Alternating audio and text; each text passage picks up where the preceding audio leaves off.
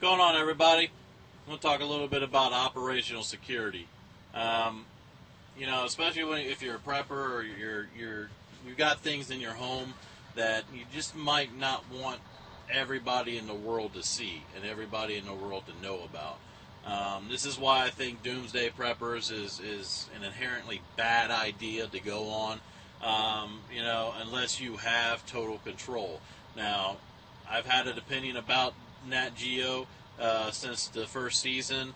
I believe that they just did what they wanted to do. They put up street signs. They put up GPS freaking satellite photos of the place where this bunker is and everything else. To me, that's not operational security.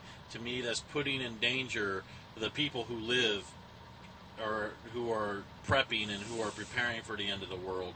It's just putting them in danger and putting their lives at risk. Now, lately here, I've actually seen like the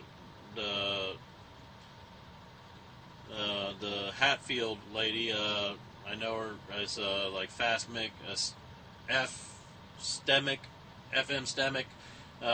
here on YouTube. I'm subscribed to her and I talk to her a little bit and everything else.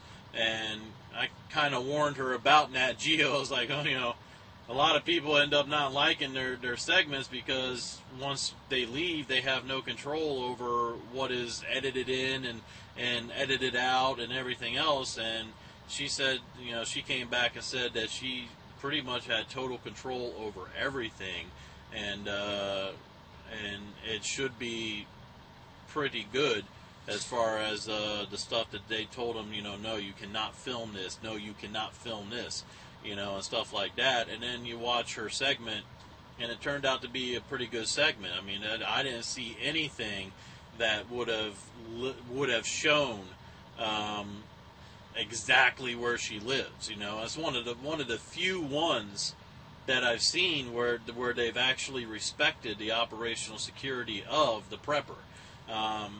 You can go back and watch all the other episodes and everything else, and you tell me. Look at the short little clips. I mean, you can pause it right there. They show a street sign right there on a corner of Main Street and 3rd Street. If they're showing those street signs, okay, from the yard that they're filming from, you know exactly where these people live. All right. But as far as operational security goes in my life, the other week we had to have an exterminator come out to spray because it's springtime, the bugs are coming out. We live in a 100-year-old farmhouse, so my wife calls the exterminator, makes an appointment, has him come out.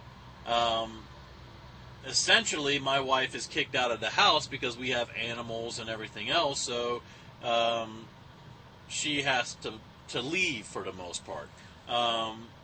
And she can't come back for 4 hours. So for whatever time now, the guy didn't take 4 hours to spray. She just couldn't enter the house for 4 hours or enter that part of the house for 4 hours. So, from the time that he started spraying until the time that he was done, he was inside our house. All right? Now, if he's just a regular Joe Blow, okay, this is his job. All right? His job is to get in, spray, get out. I'm not noticing anything, stuff like that, that's fine, all right? But the problem is that people have this kind of nature to be nosy. They have this kind of nature to kind of snoop around and kind of look around, see what these people have, kind of a thing, all right? Well, one thing that happened, all right, is I totally forgot over the last couple weeks I had been pulling out my firearms to PM them and clean them, just do general maintenance on them to make sure that when I pull them out, they work. All right, and I lined them up along a wall. Now when she called the exterminator, I had 6 or 7 of my firearms sitting up against the wall. Now, none of them were real big. Now, out of all the firearms that I own, none of them were like the most expensive or anything else. Okay, I think I was at the point that I had a 22 rifle, I had a 12 gauge pump action shotgun, I had my single action shotgun or my single shot shotgun, And I had my AR-15 Mossberg 22, the 720T, out.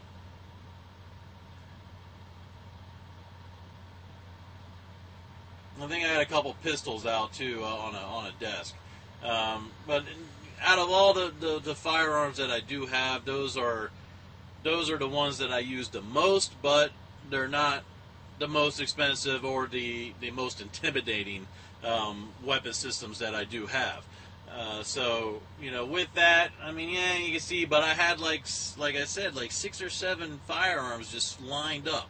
Now, in this day and age, all right, in a day and age where the government, okay, is telling you if you see something, say something, okay, and telling you to rat out your neighbor and telling you, to watch out for those domestic terrorists. Oh, veterans, they're terrorists. Oh, preppers, they're terrorists, and everything else. I've already got strikes against me, all right, having a exterminator come in and walk around our house, and he's not going to really see food because our kitchen is full of food, but our prep food is actually put behind, in a pantry kind of a area with the closed doors and everything else. So there's no reason for him to see all of our food preps. And also we have food in buckets, but the buckets are in cat litter buckets. So there's no reason for him to open them up and cat litter, No, there's no cat litter in it. There's food, there's rice and pasta in it, okay, and stuff like that. But I have like 3 or 4 of those that I put some food in. The only thing that was really out were my firearms and the water.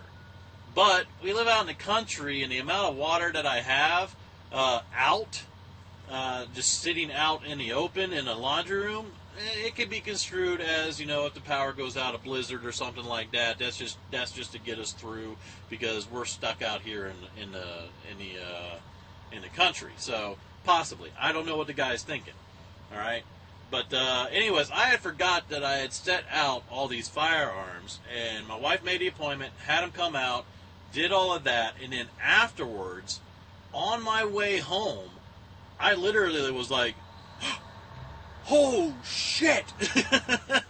So, with that being said, I called my wife and I was like, that bug guy was already in our house, right? And she was like, yeah. I was like, babe, I've got guns just sitting out in the long room. I mean, I was doing Maine, I forgot to put them away. I just, we live out in the country. There's no real reason to be in a big giant hurry to clean them all up and throw them back into the safe. All right, so I didn't even think about that. Plus, we don't have people over, ever. So there was no real reason for me to be in a big hurry to put them away. But then we called the exterminator. Well, luckily, and again, I have to thank my wife. Thank you very much, honey. I love you very much. My wife had that knowledge of operational security. She knew exactly what to do. She called the bug guy, made the appointment, and then she went through the house. And pretty much anything that could be construed as, oh, this guy's a terrorist, or, oh, this guy's a prepper, or, maybe I should contact somebody about these people, all right? She put away. She saw the guns. She picked them all up. She put them back in the safe. Put it in the safe's in the closet. It's hidden. All right. The closet was also locked, so he couldn't get in there and spray. There's no reason for him to do that anyways because it's full of clothes. I don't want someone spraying my clothes with crap. But she put it all away. She couldn't put the water away, but she did whatever she could to put things away. Now, the reason why I bring this up is because you understand that there are some people who have these kind of jobs that gain access, like landscaping jobs, maintenance jobs, handyman jobs, freaking exterminator jobs. Their specific reason for having that job is to gain access into a home to see what people have. All right? I'm not saying every single exterminator is like this, but I don't know this guy. I have no clue who he is, where he's from, or what his deal is. but it has been proven that some people specifically get these jobs so they can stake out a home. And then later on, it's either they come back and rob the place, or if they're really smart about it, they have someone else. Like they give a map of the place. Here's the front door. Right here, you go over here, and right in here, there's a safe, and there's a bunch of antiques, and a big screen TV, and whatever, okay? They have someone else a few months later, or a week later, or 2 weeks later, whatever, come in and rob the place, all right? So, with that being said, you know, having all these guns just sitting out and everything else, and also, if you really think about it, my wife was there by herself with a couple small dogs. I wasn't there. If I was there, I would have been a lot more intimidating than my wife. My wife's this really short little girl, you know, all right, doesn't look like she can handle herself, even though she can. And, you know, just people's perception of her is, so, you here all alone? You know, so if they do end up coming back, well, one thing that they don't know is that she's a former Marine. One thing that they don't know is that if they come during the weekend or whatever, or some shit like that, I wonder if I'm still recording. I'm still recording. Wow, this is cool. I got a new phone. I'm going to decline that. Yeah, still recording. My wife's trying to call me. Never happened before. My other phone, it would just cut off. Pissed me off. Anyways, I'm going to finish this up so I can call my wife back. Alright? Freaking, you just don't know with these people. So, what's great about what my wife did is that she had operational security. She put away the things that she thought could be construed as red flags for anybody else entering our house. Thank you very much.